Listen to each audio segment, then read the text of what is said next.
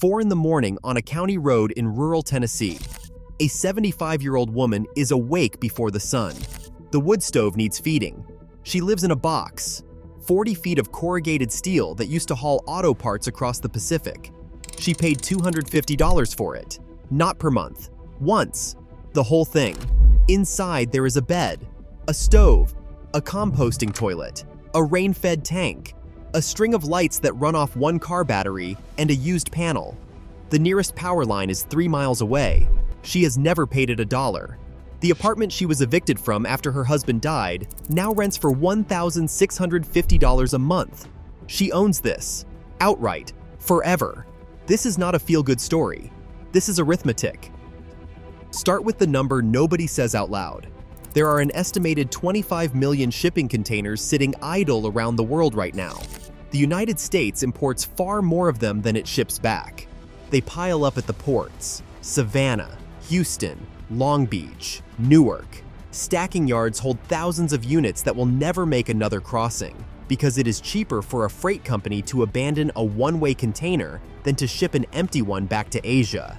A used 20-foot as-is box, dented, surface-rusted, structurally sound, sells at auction and on yard clearance lots for somewhere between $250 and $1,500. The widow bought hers at the bottom of that range from a yard that wanted the space cleared before the new year. Now the part that matters. The people moving into these boxes are not who you are picturing, not young off-grid hobbyists with a channel and a trust fund. A large and growing share are women over 60, widowed, divorced late, pushed out of a rental after a husband's death cut the household income in half overnight. Social Security paying $1,400 a month against rent that costs $1,600. For a 75-year-old woman, the usual path out of that math does not exist. She cannot out-earn the gap. She is not getting a raise.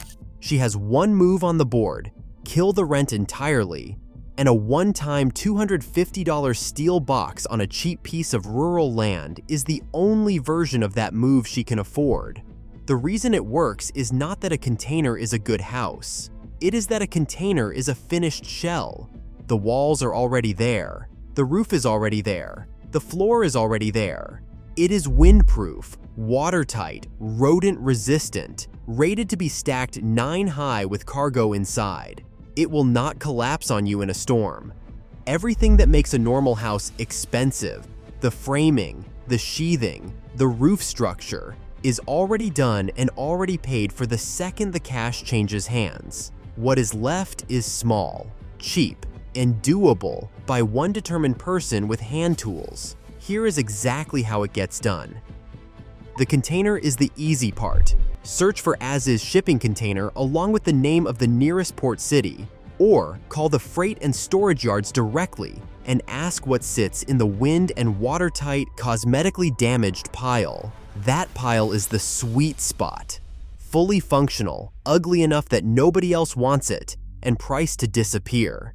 The land is the part that traps people. You cannot drop a steel box in a parking lot, but rural land is far cheaper than people assume. Across Arkansas, Tennessee, West Virginia, New Mexico, and the rural Midwest, raw quarter-acre and half-acre lots sell for $1,500 to $4,000. Many sellers carry the financing themselves, $50 or $100 a month.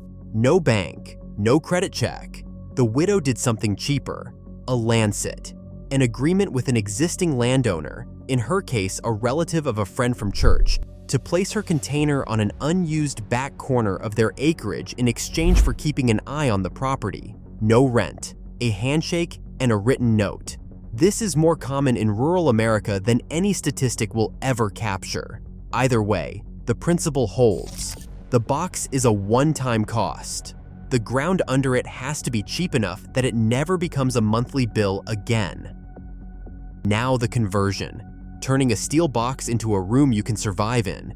The most important job is insulation. Bare steel is brutal. An oven in summer, a freezer in winter, a sweating, dripping condensation trap in between. The cheapest method that works is rigid foam board cut to fit between furring strips screwed to the walls, then covered with thin plywood or paneling. A 20-foot box insulates this way for a few $100s in materials. That is the line between a home and a metal coffin. The floor already has marine plywood decking. A cheap vinyl roll over the top seals it. The bed is a platform of salvaged 2x4s with storage bins underneath. In a small space, every surface does two jobs. The whole interior fit-out, insulation included, came in under $600 on top of the $250 box. That is the structure. Now it has to run without a single utility hookup. Heat first. In a steel box, the thing that keeps you alive. A small wood stove is the off-grid standard. Used, it runs $150 to $300. The detail that matters is the chimney penetration. It goes through the wall or roof with heat shielded flashing and proper clearance, because a steel box concentrates a fire's heat in ways a wood-framed house does not. Done right, one armload of firewood heats a well-insulated 20-foot container through a hard freeze. For the widow, the fuel is close to free. She is surrounded by farmland and forest. Downed wood is everywhere if you are willing to gather and split it. At 75, she does a little each day instead of a lot at once. The stove is also her cooktop. One purchase. Heat and cooking solved together. The insulation is what makes it work. Heat a bare box and it pours straight back out the walls. Heat an insulated one and it holds on coals through the night. Then water. No well. No pipe to the road. The system is rain. A gutter clamped along one edge of the roof feeds a downspout into a food-grade barrel or a used IBC tote, a 275-gallon plastic cube that sells secondhand for $40 to $80. One good rain off a container roof captures dozens of gallons. For drinking, the water runs through a gravity filter, the same kind used by campers, and in disaster relief, it removes what matters for $60 to $100 in cartridges that last months. For washing, the barrel is fine as it is. The widow keeps two totes, one for use, one in reserve for the dry stretch of late summer. In a wet region, this one system supplies a careful single household indefinitely. Setup under $200. Running cost, basically zero. The bigger water question is drought. That is why she keeps the second tote. That is why she rations in the dry months. Off-grid water is not unlimited. It is managed. Power next. Off-grid means small, simple, and honest about how little you actually need. The mistake is trying to recreate a normal house. You do not need it. The widow runs her entire home on one used 100-watt solar panel, a single deep cycle battery, and a small charge controller. A complete kit, assembled secondhand for around $250. That runs the lights, charges a phone, powers a fan. It does not run an electric heater, an electric stove, or air conditioning, and it is not meant to. Heat comes from wood, cooking comes from the stove, cooling comes from insulation, shade, and a cross breeze through two screened cuts in opposite walls. Stop powering things you do not need, and the whole electrical system shrinks to the price of a used phone. Sanitation, the part nobody wants to talk about, the part that decides whether a place is actually livable. The answer is a composting toilet. The commercial units cost a few $100s. The homemade version, a sealed bucket with sawdust or peat, costs almost nothing and, managed properly, does not smell. Waste is composted well away from the living space and the water. For bathing, a solar shower bag warms in the sun through the afternoon and gives a real warm shower by evening in any season with sunlight. In winter, water heated on the stove does the same job. It is not a plumbed bathroom, but it is clean. It is private. It costs nothing to run. For a woman choosing between this and a shelter cot, clean and private is the whole point. And then the one that decides whether any of it lasts. Staying legal and staying unseen. This is where the dream meets the county clerk. In much of rural America, placing a container as a dwelling sits in a gray zone. Some counties have no zoning enforcement at all. Some require a permit and an inspection. Some forbid it on paper but never send anyone to look. The single most important thing a person in this situation does is quietly learn which of those three their county is before the box ever arrives. Not by calling the county and announcing the plan, by asking the neighbors who already live off-grid. The people who last do three things.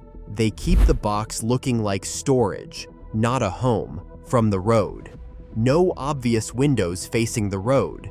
No chimney visible from the front. Nothing that invites a complaint. They stay on good terms with the nearest neighbors.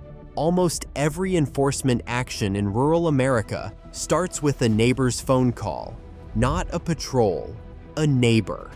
And they keep the footprint small enough that there is nothing to complain about in the first place. The widow's container sits behind a tree line, invisible from the road, on land where the owner has every right to store equipment. To anyone driving past, it is a steel box on a farm. That is the point. The ones who get caught are almost always the ones who made it look like a house from the highway. The risk is real, but it is lower than it sounds. And for a 75-year-old woman with no other move on the board, the risk-to-reward math tilts hard in one direction. Step back from the box for a second. The legal status of all of this varies by county. That is not the point. The point is the question underneath it. This country has 25 million idle shipping containers, millions of acres of cheap rural land, and a growing population of older Americans, especially widows, whose Social Security no longer covers a one-bedroom apartment anywhere near where they spent their lives. The math does not work in the apartment. It works in the box. A 75-year-old woman did not choose corrugated steel because she finds it charming. She chose it because it was the one option on the table that ended the bill that was going to bury her. She is not failing. She did the arithmetic the country handed her and found the only answer that balances. Until something fundamental changes, that arithmetic keeps pushing older Americans toward the cheapest legal shelter that meets the minimum. A container, a shed, a van, a back corner of someone else's land. If you got something out of this video, subscribe. We document the parts of the housing crisis the headlines skip. Share this with somebody who needs to know that $250, one time, buys a home you own forever. In a country that decided $1,600 a month for an apartment you will never own is normal. The containers are there. The land is there. The math is there. And the people who actually need this answer deserve a better one than the country has been willing to give them. But until that changes, the widow on the county road keeps feeding her stove at 4 in the morning in a steel box that finally, completely, belongs to her.